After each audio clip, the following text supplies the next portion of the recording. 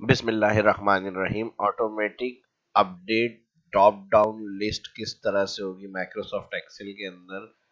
पहले प्रॉब्लम देख लें क्या आती है और फिर उसको ऑटोमेटिक किस तरह से किया जाएगा अकॉर्डिंग टू डेटा एंट्री। यानी सेल में अगर हम डेटा बढ़ा रहे हैं तो ड्रॉप डाउन में भी ऑटोमेटिक नाम ऐड हो जाए, और अगर डिक्रीज हो रहा है तो ड्रॉप डाउन से भी नाम हमारे उतने ही आने चाहिए जितनी जहां से सोर्स हमने डेटा वैलिडेशन की बनाई है ड्रॉप डाउन लिस्ट।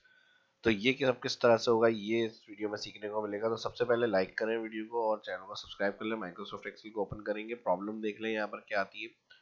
जैसे अभी मैं यहाँ पर इस ड्रॉप डाउन लिस्ट को क्रिएट कर रहा हूँ, ड्रॉप डाउन लिस्ट 1, और यहाँ पे मैंने इसको क्रिएट किया। डेटा वैलिडेशन, डेटा मेन्यू के अंदर ये ऑप्शन मिल जाएगा आपको। यहाँ पे डेटा वैलिडेशन में आ जाएंगे एनी वैल्यू में लिस्ट, लिस्ट में जाएंगे सोर्स और ऑल एंटायर सिलेक्ट करेंगे। देखिए प्रॉब्लम पहले क्या है और फिर उसका सोल्यूशन जो है वो भी मैं बताऊंगा, और उसकी दो एग्जांपल आपके साथ शेयर करूंगा। ठीक है जी। ऑटोमेटिक किस तरह से सोर्स अपडेट होती रहेगी ड्रॉप डाउन लिस्ट की जहाँ से हमने बनाई हुई है। अब देखिए यहाँ हमने इसको डिफाइन किया हुआ है, लेकिन मैं अभी डिफाइन वगैरह जीरो कर रहा हूँ बिल्कुल। ठीक है जी। जो जो भी डिफाइन थी वो मैंने डिलीट कर दिया, आपको जीरो से बिल्कुल स्टार्ट करके बताऊंगा। तो यहाँ से यहाँ तक मैंने ये ड्रॉप डाउन लिस्ट बनाई है। अब इसकी रेंज आ रही है A2 से A6, और कहाँ बनेगी ये इस सेल के अंदर जहाँ ड्रॉप डाउन 1 के नीचे मैंने सिलेक्शन रखी हुई है। ओके, अब कीवी तक आ गई, लेकिन प्रॉब्लम मैंने क्या कहा है, अगर मैं इसको शॉर्ट कर दूं यहाँ से, तीन नाम मैंने डिलीट कर दिए सिलेक्ट, तो अब सिलेक्शन ये दो के हिसाब से ही आनी चाहिए। लेकिन क्या होगा, दो के बाद भी जो तीन नाम डिलीट करें उसका एरिया भी ये नीचे तक शो कर रहा है। बास टाइम इस तरह का डेटा हम काम कर रहे होते हैं जिसमें हमें अपडेट करना होता है, उसमें इंक्रीज हो रहा होता है डेटा, लास्ट टाइम डिक्रीज करके उसमें से क्लियर करना पड़ता है रिकॉर्ड्स को। तो ये प्रॉब्लम सॉल्व करनी है हमें, ये किस तरह से होगी। या फिर हम यहाँ पे एक और बात करें, कंट्रोल जेड करा मैंने बैक, इसको वापस ले आया, और फिर मैं यहाँ पर अगर बात करूँ, वैसे मैंने और ABC लिख के मैंने ऐड कर दिया, तो ये नाम इसमें ऐड हो जाए बाद में, यानी ड्रॉप डाउन लिस्ट के बनाने के बाद भी अगर मैं कुछ लिख रहा हूँ तो खुद ब खुद ड्रॉप डाउन में हमारे वो ऐड हो जाए। तो देखिए अभी भी कीवी तक लास्ट रेंज थी, लेकिन ऑटोमेटिक ना इंक्रीज हुई लिस्ट, और जो मैंने डिक्रीज करे थे नाम वो भी डिक्रीज के हिसाब से यहाँ पर अपडेट नहीं हुई। तो ये किस तरह से होगी प्रॉब्लम सॉल्व। ये सबसे पहले अगर हम इंक्रीज के लिए बात करें ऑटोमेटिक किस तरह से होगी, तो डेटा वैलिडेशन जहाँ से बनती है क्लियर के लिए हम यहीं पे आके क्लियर ऑल कर लेते हैं। इंक्रीज के लिए हम एक काम करेंगे, इसको हम टेबल को कन्वर्ट करेंगे अपने, इसको मैं बैक करके नाम को रिटर्न कर रहा हूँ और यहाँ से डेटा वैलिडेशन से लिस्ट को क्लियर कर लेता हूँ। ओके, तो इसको हम सिलेक्ट करके टेबल में कन्वर्ट कर लेते हैं। टेबल में कन्वर्ट करने के लिए इंसर्ट में टेबल ऑप्शन है, my table has been added, इसको यूज कर लेते हैं। ओके, और कोई सा भी यहाँ से डिजाइन ले लेते हैं टेबल,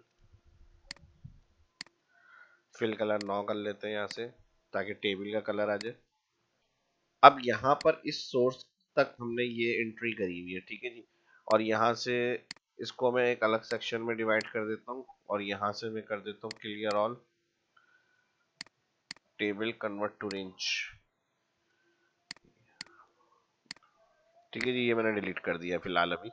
तो यहाँ पर अब मुझे इसको सोर्स को डिफाइन करना है, इसको मैं सिलेक्ट कर रहा हूँ फ्रूट्स के फर्स्ट सेल से जहाँ स्टार्ट है नाम और एंड सेल तक। अभी फिलहाल देखें करंट यही है हमारे पास। अब इसको मैं यहाँ से क्या कर रहा हूँ, नाम डिफाइन कर रहा हूँ, कोई भी ABCXYZ आप नाम दे सकते हैं। ठीक है जी, तो मैं यहाँ पर इसको डिफाइन कर रहा हूँ फ्रूट्स के नाम से, क्योंकि फ्रूट्स की हेडिंग है तो फ्रूट्स के नाम से ही मैं इसको डिफाइन कर लेता हूँ ताकि याद रहे हमें। ठीक है, जब भी इसको सिलेक्ट करूंगा तो ये टेबल जो होगा डिफाइन हो गया फ्रूट्स के नाम से।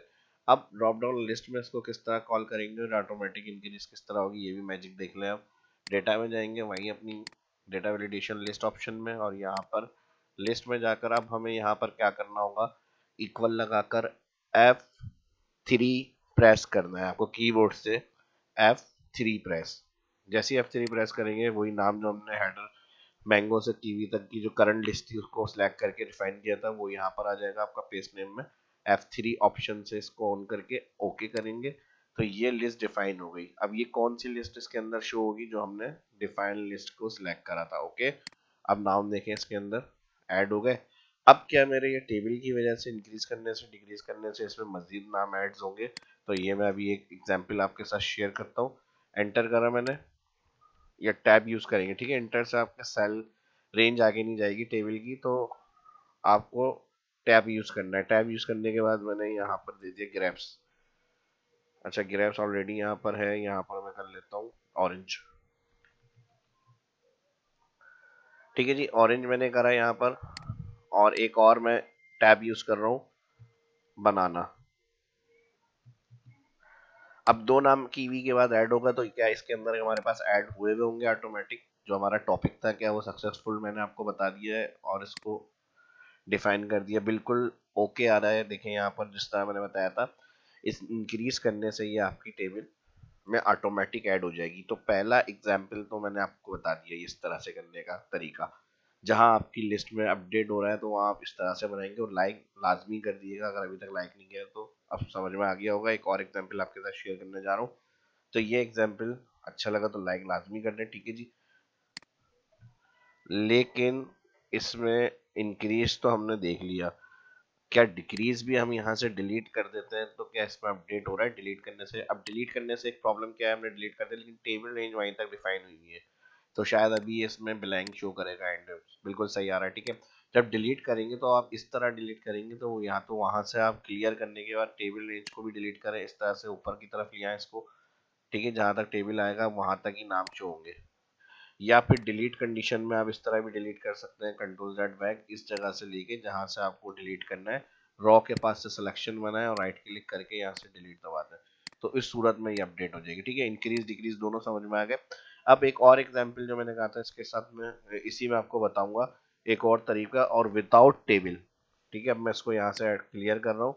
ये वाली एग्जांपल अगर आपको अच्छी लग रही है, इजी लग रही है, तो कमेंट में जरूर बताइएगा, और दूसरी एग्जांपल को भी देखें, वो अगर अच्छी लगे या जो इजी लगे तो कमेंट करके लाजमी बताया करें, ठीक है जी। इस तरह से अब मैंने इसको सिलेक्ट करा और मैं इसको कर रहा हूँ क्लियर। क्लियर करने के लिए जब भी टेबल में डाटा को कन्वर्ट किया होता है, कन्वर्ट टू रेंज से हम क्लियर कर लेते हैं, और ये टेबल से बाहर आ गया अब हम, ठीक है। कोई भी टेबल के ऑप्शन फॉर्मेटिंग है लेकिन टेबल के जो ऑप्शन कंट्रोल होते हैं वो नहीं है इसके अंदर। अब इसको मैं क्या कर रहा हूँ, कलर भी इधर से मैं क्लियर कर देता हूँ ताकि और भी थोड़ा बहुत जो डाउट है वो क्लियर हो जाए, ठीक है जी। अब ये हमारा सिंपल डेटा आ गया जिसको हम मैनुअली कंट्रोल कर रहे हैं, फॉर्मेटिंग वगैरह इस तरह से, ठीक है जी, जो हमें अच्छी लग रही है उस हिसाब से।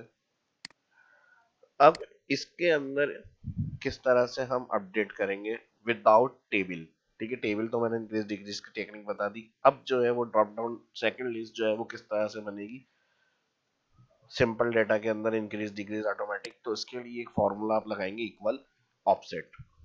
फर्स्ट सेल सिलेक्ट करेंगे जहां से एंट्री स्टार्ट हो रही है, ठीक है, नेम, और इसको कर देंगे कॉमा। ड्रॉ का ऑप्शन आ रहा है यहाँ पे, ऑफसेट ब्रैकेट ओपन के बाद रेफरेंस दे दिया हमने फर्स्ट सेल, फिर कॉमा लगाया तो रॉ नंबर हो गया 0, फिर कॉलम ऑप्शन आ रहा है, कॉलम ऑप्शन भी हमने कर दिया 0, फिर हाइट।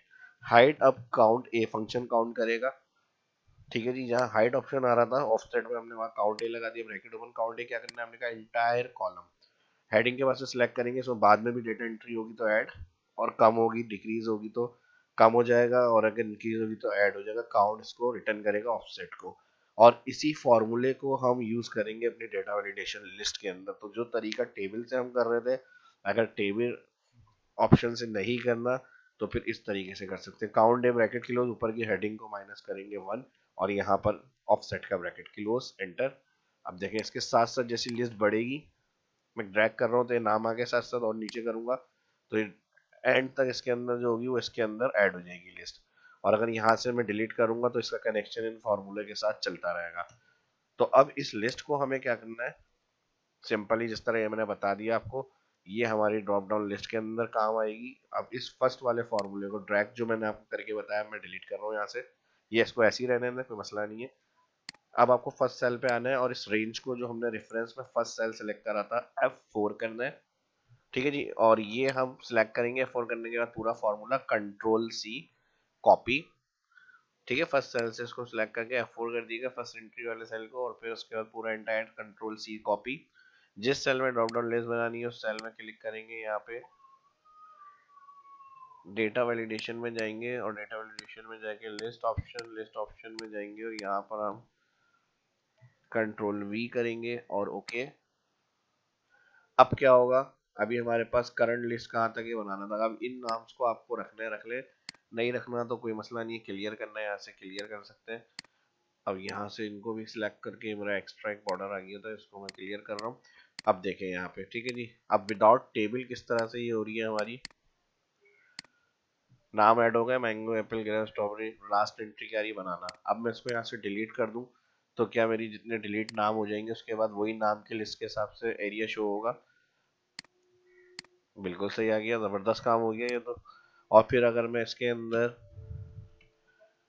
कंट्रोल जेड और इसके अंदर मैं मजीद बनाने के बाद, अभी जैसे हमारी करंट लिस्ट जो हमने बनाई थी फार्मूले से ये, उसके बाद अगर मैं इसके अंदर ऐड कर दूं कुछ और, बनाना टू, एप्पल टू, ये समझाने के लिए मैं जल्दी में कर रहा हूँ। आप क्वालिटी वाइज होते हैं ना, जैसे भाई 1 नंबर है 2 नंबर, इस तरह से देखें अब एप्पल 1 एप्पल 2 इस तरह से ऐड हो गया ये। तो ना लाइक करने की कोई वजह बनती नहीं है। जब इतनी अच्छी तरह से एक्सप्लेन किया गया, समझाया गया, तो उसी तरह के आपके भरपूर लाइक्स भी आने चाहिए, रिस्पॉन्स भी आने चाहिए। वीडियो को ज़्यादा से ज़्यादा शेयर करें दोस्तों के साथ सोशल मीडिया पे। इस तरह की informative helpful video advance Excel की जो हेल्पफुल है जॉब के लिए लाजमी है, प्रोफेशनल है एक्सेल के वो सीखें, उनके साथ भी शेयर करें, खुद भी देखें, प्रैक्टिस करें। कोई चीज़ समझ में नहीं आती तो कमेंट में पूछ सकते हैं, फीडबैक से ज़रूर आगे किया करें। कमेंट कुछ देखने चाहते हैं सीखने चाहते हैं उसके लिए भी अपना ख्याल रखें, दुआ में याद रखें। शाह इस्लाम को इजाज़त दीजिए, मिलते हैं नेक्स्ट वीडियो में। अल्लाह हाफिज़।